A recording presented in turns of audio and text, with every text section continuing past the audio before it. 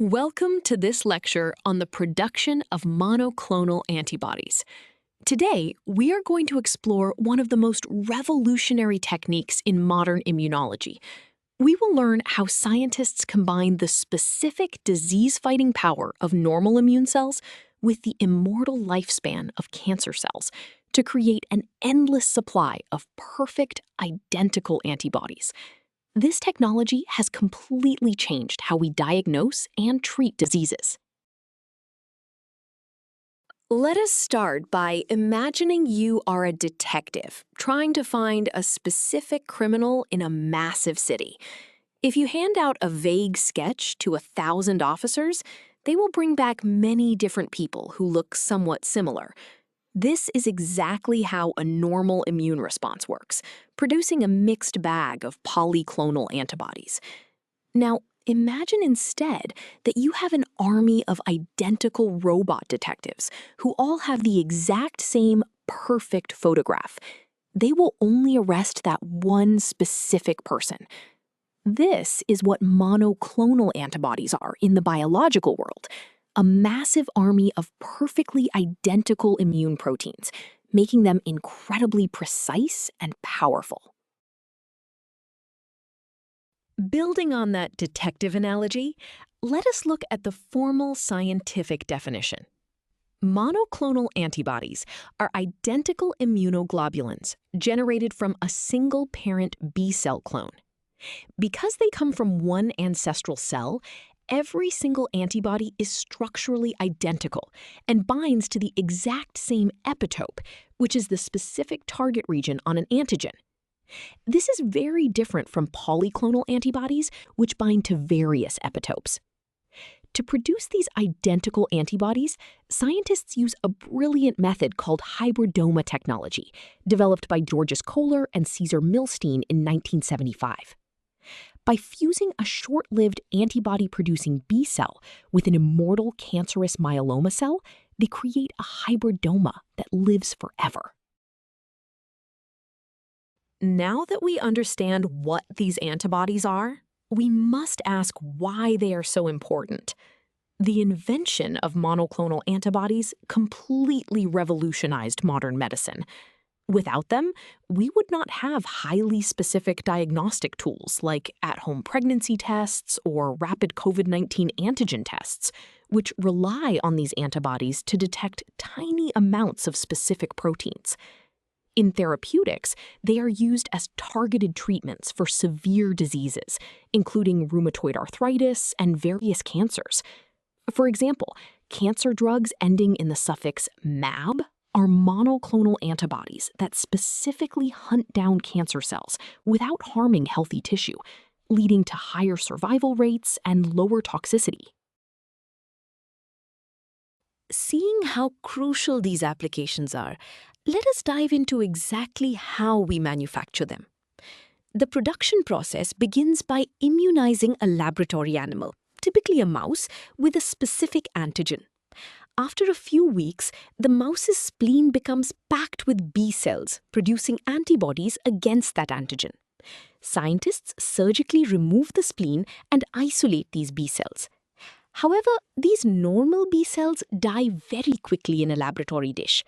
To solve this lifespan problem, they are mixed with myeloma cells, which are cancerous immune cells that divide forever but cannot produce their own antibodies. A chemical called polyethylene glycol is then added, which forces the cell membranes to melt together, fusing them into immortal hybridomas. After this fusion step, we face a new problem. The test tube contains a chaotic mixture of unfused B cells, unfused myeloma cells, and the newly formed hybridomas. To isolate only the hybridomas, we use a clever biochemical trick called HAT medium. HAT stands for hypoxanthine, aminopterin, and thymidine. The drug aminopterin blocks the main pathway cells use to make DNA, forcing them to use an emergency backup pathway that requires the enzyme HGPRT. Unfused myeloma cells lack this enzyme, so they quickly die. Unfused B cells have the enzyme, but being mortal, they naturally die off in a few days. The only survivors are the hybridomas, which inherit the HGPRT enzyme from the B cell and immortality from the myeloma cell. Now that we have discussed the biochemical steps, let us look at this complete visual summary of the process. At the top left, you can see the mouse being immunized with the antigen, which leads to the extraction of the spleen containing the vital B cells. On the right, we have the immortal myeloma cells. Following the arrows downward, both cell types are brought together for PEG fusion, resulting in the cell mixture in the test tube. This mixture is then subjected to the hat medium selection we just learned about, ensuring only the hybridomas survive.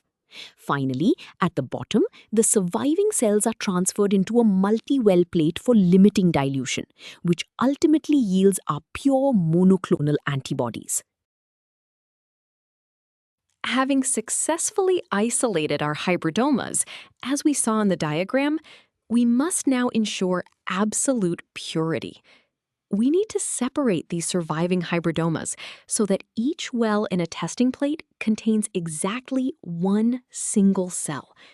This is the only way to guarantee that the antibodies produced are truly monoclonal, originating from one single clone. We achieve this through a process called limiting dilution, where we heavily dilute the liquid containing the cells. Because cells are randomly distributed in the liquid, their distribution into the wells follows a famous statistical rule called the Poisson distribution.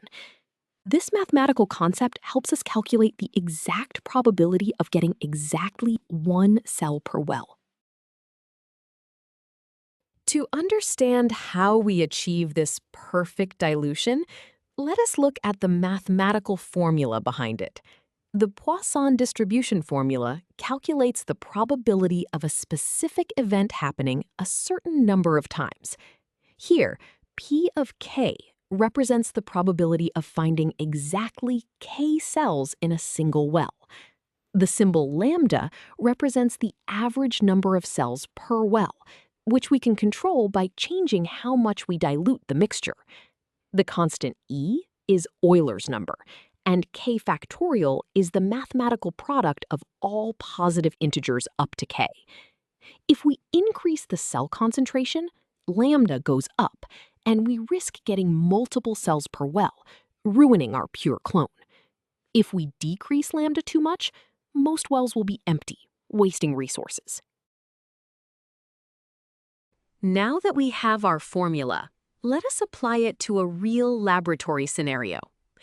A technician wants to isolate single cells into a standard 96 well plate and dilutes the suspension so the average is exactly one cell per well.